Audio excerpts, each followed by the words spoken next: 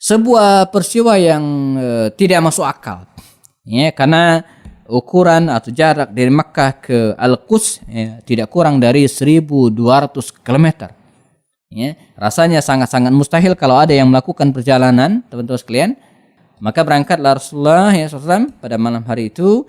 Peristiwa ini dari Makkah menuju ke Al-Quds disebut dengan Isra, dan dari Al-Quds ini Yerusalem, ya, Allah Subhanahu wa taala memperjalankan nabinya Muhammad SAW ke langit.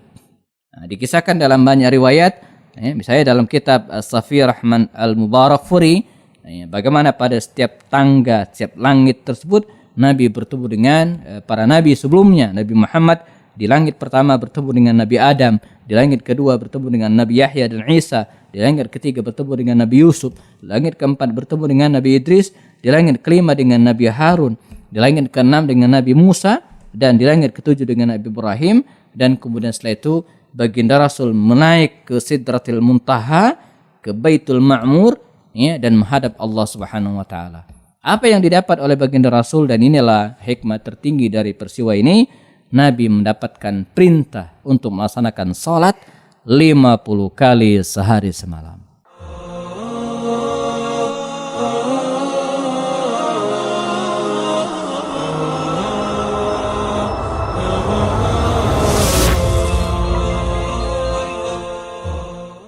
Assalamualaikum warahmatullahi wabarakatuh. Alhamdulillah, wassalatu wassalamu ala Rasulillah wa ala alihi wa sahbihi wa mawalah. Rabbi syrah li sadri wa yassir li amri wahlul 'uqdatan min lisani yafqahu qawli.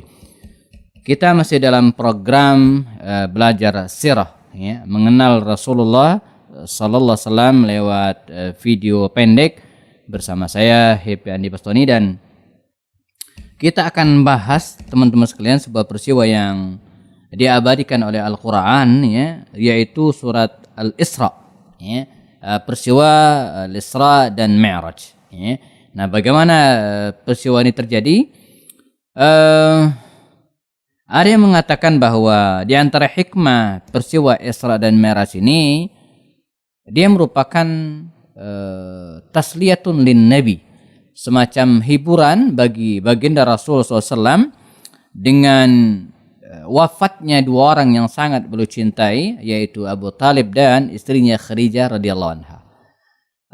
Walaupun para ulama berbeda pendapat tentang waktu terjadinya peristiwa Isra dan Mi'raj ini, yang hari ini biasanya kita kenal di tanggal 27 Rajab, ya.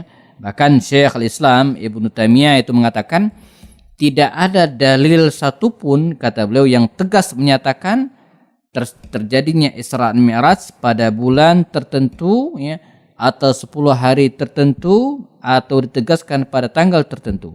Bahkan sebenarnya, kata beliau, para ulama berselisih pendapat mengenai hal ini. Tidak ada yang bisa menegaskan kapan waktunya terjadi. Adapun tanggal 27 Rajab hanyalah salah satu pendapat yang sebenarnya tidak seluruhnya ulama sepakat tentang kepastiannya. Namun para ulama sepakat bahwa peristiwa Isra dan Mi'raj ini terjadi sebelum hijrah. Jadi bukan setelah hijrah, antara 3 sampai 5 tahun qabla al-hijrah, sebelum hijrah ke Madinah al-Munawwarah. Nah, apa hikmahnya, teman sekalian? Bahwa kita tidak dianjurkan, bahkan Allah Subhanahu wa taala menutup peluang mengkeramatkan tanggal tertentu. Nah, karena itu kalaupun hari ini ada di antara kita yang memanfaatkan momentum 27 Rajab itu, lalu kemudian melaksanakan, ya, acara peringatan atau hal-hal lainnya, gitu kan. Pertama, ini memang tidak ada contoh dari Nabi dan para sahabat, ya, maka itu tergolong al-urf atau kebiasaan saja, yang mungkin ada hikmah. Tapi yang pasti, ya, kita tidak boleh mengkeramatkan tanggalnya. Jadi tidak ada anjuran tertentu, ya, untuk melaksanakan rangkaian-rangkaian ibadah tertentu, ya, bersifat ibadah-ibadah umum saja, ya.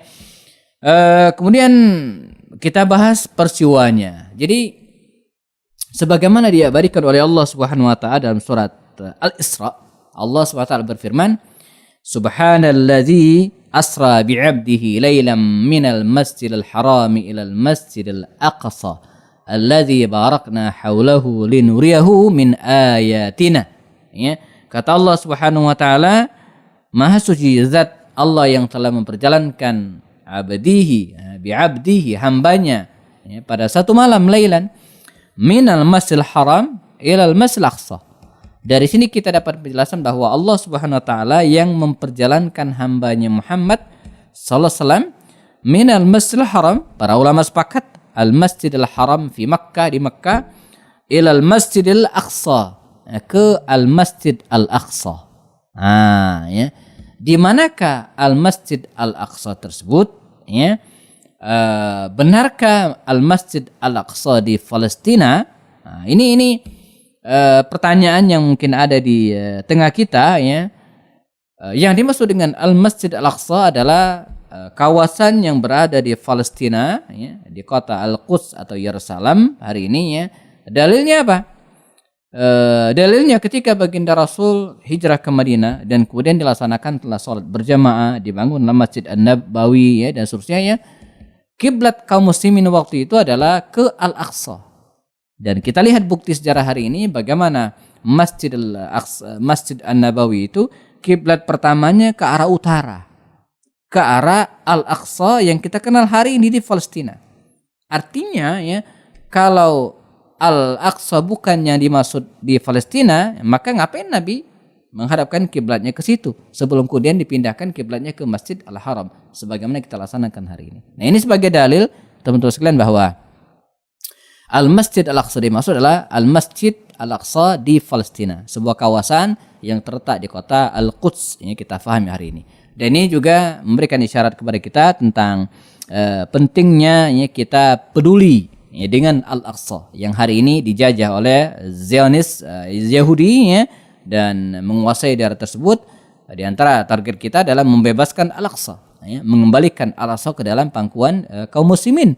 Dan ini bukan mustahil. Ya, dulu di masa Umar bin Khattab, di mana sebelumnya wilayah ini sekian ratus tahun lama yang dikuasai oleh Romawi, ya, maka di tangan kaum muslimin kembali berhasil diselamatkan. Lalu kemudian setelah itu lepas di masa perang salib, lepas lebih dari 80 tahun, ya, kawasan Al-Aqsa ini dikuasai oleh orang-orang Nasrani, gitu kan?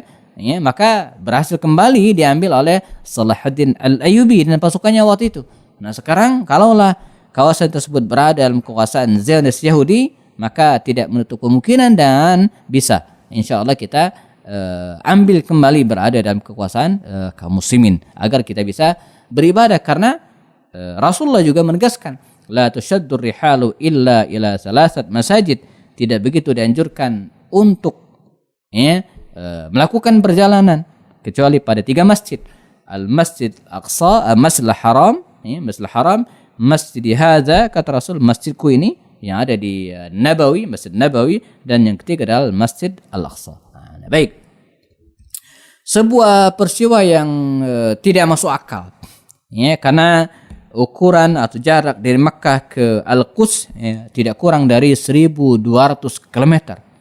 Ya, rasanya sangat-sangat mustahil kalau ada yang melakukan perjalanan, teman-teman sekalian, dalam satu malam waktu itu, ya, dan dengan secepat itu dari Makkah menuju ke Al-Quds dalam satu malam dan PP, ya, pergi pulang. Nah, jadi bukan sekali, enggak, ya. Tapi inilah kekuasaan Allah Subhanahu wa taala. Dan saya kalau kita renungkan, ya, perjalanan baginda Rasulullah SAW ini bukan kali yang pertama dalam bentangan sejarah.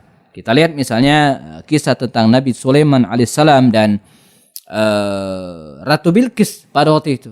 Ketika Sulaiman alaihissalam mengumpulkan bala tentaranya al-mala, ya, para penguasa pada waktu itu, dan kemudian menyambut kehadiran Ratu Bilqis yang akan datang dari Yaman menuju ke Palestina di masa Sulaiman alaihissalam, maka Sulaiman memberikan semacam challenge, ya, kepada pengikutnya, ya, man ya'tini bi arsyiha, siapa yang bisa mendatangkan arsy sehingga sana Ratu Bilqis yang ada di Yaman ujung selatan bagian Jazirah Arab, ya, menuju ke bagian utara Jazirah Arab di daerah Palestina. Itu kan dari ujung ke ujung, ya. Man ya'tini bi arsyiha, siapa yang bisa mendatangkan arsy-nya sehingga sananya. Maka dikisahkan ada ifrit, ya, ifritun minal jinni yang mengatakan ana atika bihi qabla an taquma min maqamik. Saya bisa mendatangkannya sebelum Anda berdiri dari tempat tidur. Kata jin Ifrit, sebagaimana diabadikan oleh Allah dalam Al-Quran, yang surat 27 surah An-Naml ayat 39 dan ayat yang ke-40. Maka ditantang lagi oleh Sulaiman, siapa lagi yang bisa mendatangkan lebih cepat? Maka disebutkan oleh Allah, qala allazi 'indahu 'ilmun minal kitab. Seorang laki-laki, staf ahli, mungkin ahli IT pada waktu itu, kemudian mengatakan, ana atika bihi qabla an yartadda ilaika tarfuk. Saya bisa mendatangkan sehingga sana Bilqis itu sebelum yartadda ilaika tarfuk, ujung mata Anda berkedip, ting, udah nyampe. Jadi, dan itulah yang kemudian terjadi. Nah, jadi kalau kita mengingkari peristiwa Isra dan Mi'raj dengan alasan tidak masuk akal, bagaimana dengan kisah Sulaiman ini? Yang juga dalam hitungan lebih cepat dari Isra dan Mi'raj. Kalau Isra dan Mi'raj itu kan 1 malam, ada hitungan jam. Tapi kalau perpindahan singgasana Ratu Bilqis menuju ke istana Sulaiman itu dalam hitungan an yartadda ilaika tarfuk, berkedip mata udah nyampe. Nah, dulu mungkin rasanya mustahil sangat, tapi hari ini mungkin sudah mendekati logika. Bagaimana kita hari ini, teman-teman sekalian, mau mengirim foto sekali enter, klik udah nyampe. Mengirim uang juga demikian, tinggal dalam hitungan menit, detik malah, udah nyampe. Jadi bisa aja ada suatu saat dengan kecanggihan teknologi dan kemajuan dunia informasi, saya yakin suatu saat seseorang atau manusia tiba pada titik bisa memindahkan benda-benda padat dalam waktu hitungan enter, klik, gitu ya. Jadi sama seperti sekarang kalau kita mengirim KTP, tidak perlu pos lagi, tidak perlu aplikasi yang lain lagi, cukup ya di foto oleh WA, diproses dalam hitungan menit, gitu kan, kemudian sudah dikirim ke tempat yang lain dan diprint dengan benda yang sama. Artinya peristiwa Isra dan Mi'raj ini, teman-teman sekalian, bukan hal yang mustahil bagi Allah dan sangat mudah terjadi jika Allah berkehendak. Maka berangkatlah Rasulullah SAW pada malam hari itu. Peristiwa ini dari Makkah menuju ke Al-Quds disebut dengan Isra, dan dari Al-Quds ini Yerusalem, Allah Subhanahu wa taala memperjalankan nabinya Muhammad SAW ke langit. Dikisahkan dalam banyak riwayat, misalnya dalam kitab Safi Rahman Al-Mubarakfuri, bagaimana pada setiap tangga, setiap langit tersebut Nabi bertemu dengan para nabi sebelumnya. Nabi Muhammad di langit pertama bertemu dengan Nabi Adam, di langit kedua bertemu dengan Nabi Yahya dan Isa, di langit ketiga bertemu dengan Nabi Yusuf, di langit keempat bertemu dengan Nabi Idris, di langit kelima dengan Nabi Harun, di langit keenam dengan Nabi Musa, dan di langit ketujuh dengan Nabi Ibrahim. Dan kemudian setelah itu baginda Rasul menaik ke Sidratil Muntaha, ke Baitul Ma'mur, dan menghadap Allah Subhanahu wa taala. Apa yang didapat oleh baginda Rasul, dan inilah hikmah tertinggi dari peristiwa ini, Nabi mendapatkan perintah untuk melaksanakan salat 50 kali sehari semalam. Ini awalnya ya. Maka turunlah baginda Rasul SAW dan tiba di langit yang ke-6 bertemu dengan Nabi Musa alaihissalam. Ya Muhammad, kata Nabi Musa, wahai saudaraku, apa yang engkau dapatkan dari Tuhanmu? Kita bersyukur ya. Untung waktu itu Nabi Musa ini kepoan gitu ya, pengen tahuan. Coba kalau ngelos saja tuh ya, udah nyampe ke kita 50 kali sehari semalam kita sholat ya. Apa yang kau bawa dari Tuhanmu? Ya, kata Rasulullah, kami diperintahkan untuk melaksanakan sholat 50 kali sehari semalam. Oh, kata Nabi Musa alaihissalam, balik lagi ya, minta keringanan dari Tuhanmu. Fa inna, sesungguhnya umatmu tidak akan mampu melaksanakannya. Saya ini pengalaman, kata Nabi Musa, ngurusin Bani Israel. Engkau tidak akan mampu menyuruh umatku. Maka naiklah Rasulullah menghadap Allah, minta keringanan, dikurangin 5. Turun lagi, kata Musa berapa kurangnya? 5. Jadi 45. Bolak-balik sampai 9 kali, dan terakhir tinggal 5 kali. Ya, kalau mau menurutkan nasihatnya Musa, beliau tetap meminta kepada Muhammad, menyarankan agar kembali kepada Allah, meminta keringanan. Tapi kata Rasul cukup. Maka sampai hari ini teman-teman sekalian, salat yang kita laksanakan sehari semalam 5 kali. Namun demikian, insyaallah pahalanya tetap 50 kali. Sebab bikulli hasanatin, ya, setiap satu kebaikan bi asyri amsalihha, dilipat gandakan menjadi 10 kali lipat. Jadi kalaupun kita sholatnya 5 kali sehari semalam, insya Allah pahalanya juga 50 karena dilipat gandakan menjadi 10 kali lipat. Sebagaimana puasa juga, puasa Ramadan sebulan dilipat gandakan 10 menjadi 10 bulan.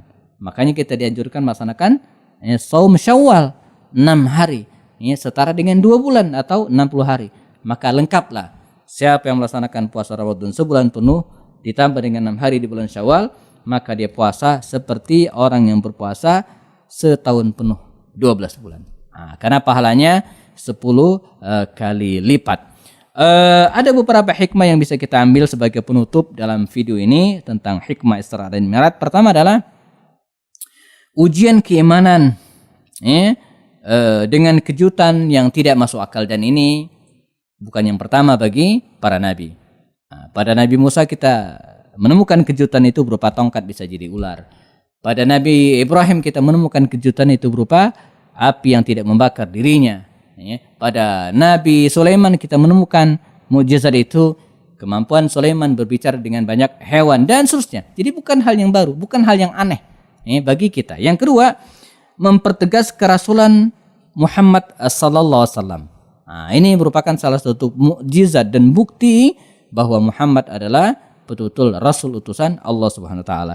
Dan yang ketiga, dan ini paling penting, ujian bagi kaum muslimin dulu khususnya dan kita juga hari ini, di mana kita harus mengimani sesuatu yang mungkin menurut logika sederhana kita tidak masuk akal, tapi karena yang menuturkan Allah, yang menceritakan Allah dituturkan oleh Rasulullah, maka kita berharap menjadi seperti Abu Bakar yang membenarkan Rasulullah. Bahkan ketika Abu Jahal menyampaikan hal ini kepada Abu Bakar, beliau mengatakan, lebih dari itu saya percaya. Karena itu wajar kalau Abu Bakar dijuluki dengan As-Siddiq, orang yang membenarkan Rasulullah Sallallahu Alaihi Wasallam.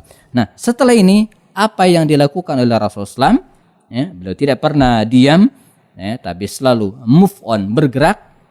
Beliau pergi ke Taif ditemani putra angkat Rasulullah, Zaid bin Harithah. Bagaimana kisah detailnya kita akan bahas di video berikutnya insyaallah. Saya Happy Andi Bastoni. Assalamualaikum warahmatullahi taala wabarakatuh.